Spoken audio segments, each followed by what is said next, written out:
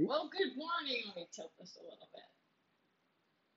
Good morning and welcome to Nine Straight Up. And good morning. Yes, Happy yes, Friday. we are coming in a little bit early. Sometimes things get in the way of life and you gotta shake them up a little. I don't know if it get in the way. It just got to adjust things. Yes, adjust our schedule. So I like that, yes. So we had the pleasure last night of going to an event where Pastor Roby Barnes spoke, and he's with the City Reverend Church. Yeah, Is that right? City Rev. Church Yes. in Pembroke Pines. And it was so amazing just to have a little bit of time to talk to him. Just pastors always have so much simple stories. They impress me so much. Right. What they've It gone was, through. we're fortunate enough to be sitting at the dinner table with them. So it was. Good morning, Anthony. Yes, good morning, Anthony. So he shared with us just a few of his stories, but then he got up and he spoke to the group, which is always amazing too, because then they share the story and a verse and how it all ties together. But the story that he shared, the one thing he shared was things are impossible until they're difficult until they're done. And I Say it again. Things are impossible until they're difficult until they're done. That's right. And think of all the things in your life that you thought were impossible. Even as a baby walking, it's impossible for a baby who only can lay there and do nothing to think one day they'll be walking, running, driving a car, all these things. Exactly. So skydiving. Yeah, skydiving. I think the sun went down, so our color just changed. It totally changed. Isn't that funny? The clouds. Let me see if I can go. I don't know. We look a little orange. But okay. So, anyways, Good morning, Pastor Dennis. Robbie shared with us. Good morning, Dennis. That all these things, and again, impossible, Difficult, and then done. Right. So, what are the things in your life that look impossible now?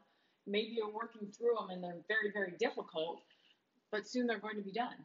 That's right. So, he shared the story. Pastor Robbie shared the story from Luke 8:43, and how this woman was having difficulty, and she was bleeding for years and years, and she simply touched Jesus's robe. All she did was touch it, and she touched it, and she was healed instantly. Oh yeah, and he went on about the doctors she had gone to see. I think it was 12 years. She spent all her wealth trying to figure it out. And what they figure out now is that she was probably anemic, and they just could not resolve it. And I'm sure there's some type of different things they would do back then to try to heal it. So she went through a lot of suffering in that, but she simply touched his robe. And why the pastor brought it up is he said everyone said it was impossible to heal her, and it was very difficult. But then all of a sudden it was done once she touched Jesus' robe. And Jesus felt it, and he stopped the crowd because it was a huge crowd. Everybody's bumping into each other, and he did not know that this woman reached out and touched his robe, but he felt it. He felt the power leave his body. Right. And then he stopped the crowd and asked, "Who touched me?" Which he knew. Yeah. But he said he didn't. Right. Right. But it was really interesting in how he explained it. How the woman shaking stepped forward finally and said, "No, Jesus, it was me that touched you." He goes, "You are now healed." Mm-hmm. And the interesting thing about it was she wasn't allowed to be around people. She was considered unclean, which in turn, the entire group around her was now unclean because she was near to them. She touched Jesus, who, back then she was touching this person who she shouldn't even be near because she was unclean. Right. So she was doing all these things she shouldn't, things that were impossible. She was supposed to be staying in her home for 12 years, and she went on and she did it all. And he healed her because of her faith by just reaching out and touching him. It's such an amazing story, and we've never heard it dissected. What is that? 8:43. Right. We've never heard it taken apart like that. It was so eye-opening to us. Impossible, difficult, done. So it was amazing. So we went through and we found a few things, and it says, where am I? From Hudson Taylor. He said this. He's the one who said this first: impossible, difficult, done. Well, who's Hudson Taylor? He was best known as an influential missionary to China. I bet Anthony has studied him. But please take time to look him up. Some of the things he has said, just his simple quotes, they cause you to stop and really look at it and think about all the things that he has gone through, all the things he have done, all the impossibilities that he had in his life that God reached down and it was done. Right. James Hudson Taylor. Yeah. So, um, what what I have here is, let me see. There are three stages in every works of God. First is it is impossible, then it is difficult, then it is done. That is his exact quote.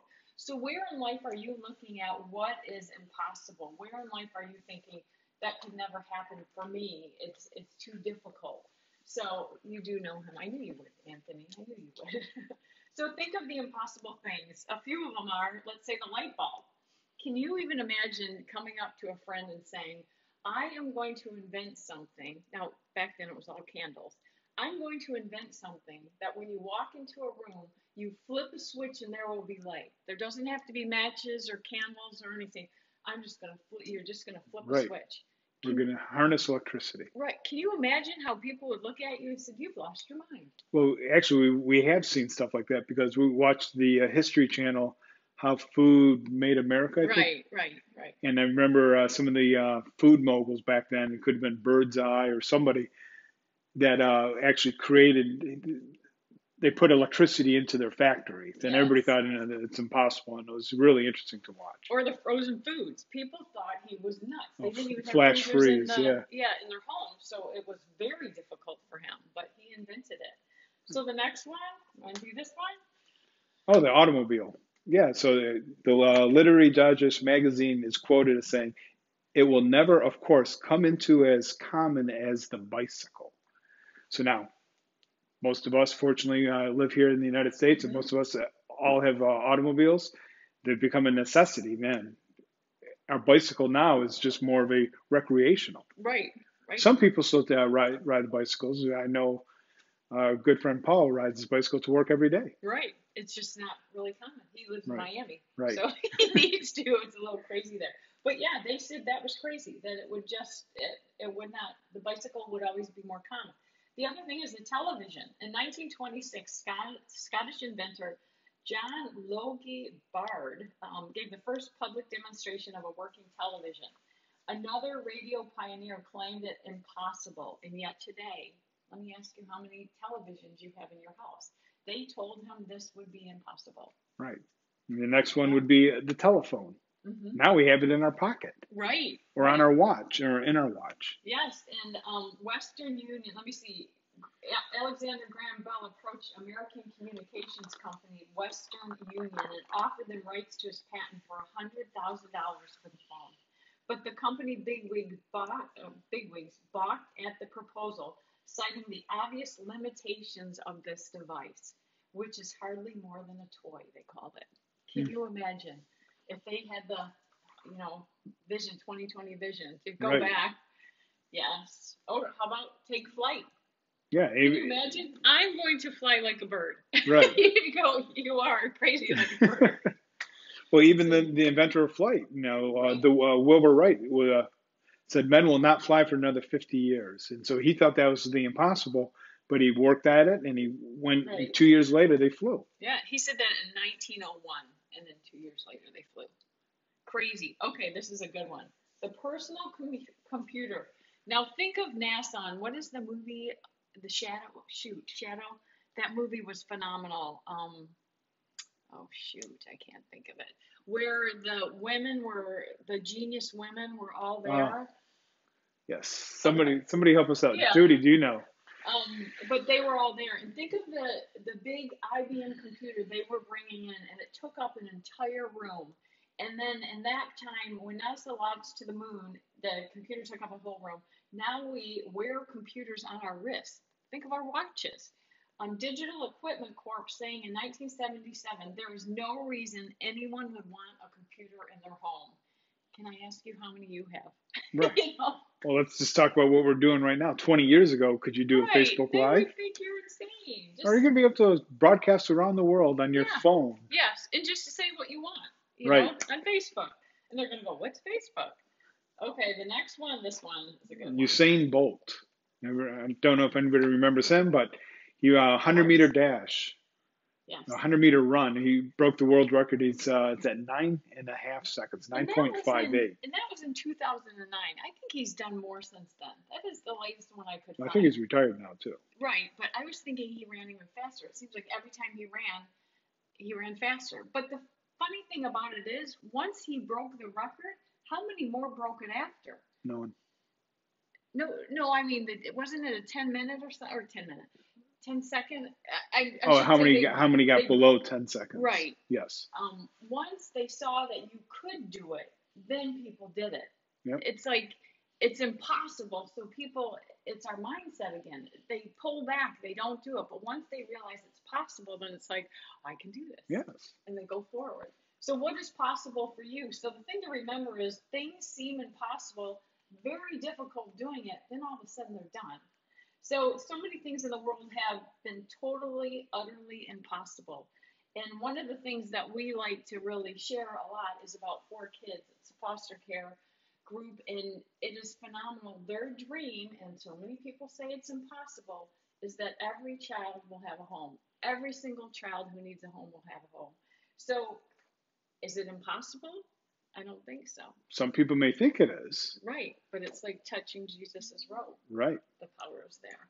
So what's impossible? So the next thing that we're asking you to do is make a list of all the things impossible in your life. What are the things that you want, that you desire, that God has put on your heart, that you think impossible, absolutely Right. impossible? Huge, huge Right. dreams. So what is that? So list them out and then let them be difficult. At least step forward, one step forward, and try to do it. And then recognize how difficult it is. Allow it to be difficult. And then celebrate when you have reached that done. Right. Just write it down, keep it there. You may not working on it every day, but as you see it and keep reading it, the impossible will start being worked on. And then one day you'll turn back and look, oh, that's done. Right. I did it. Yeah. I once thought it was impossible. You got to have faith. Yeah. So good morning, Rebecca. So let us know what you're doing. How are you going from impossible to difficult to done? And what is your dream? What is your thing that you're going after? What has God put on your heart? We'd love to hear. Chase after it. Yes, chase after it and run fast and run hard. So make it a great day. Drop it in the chat what you're going after. Thanks so much for joining us.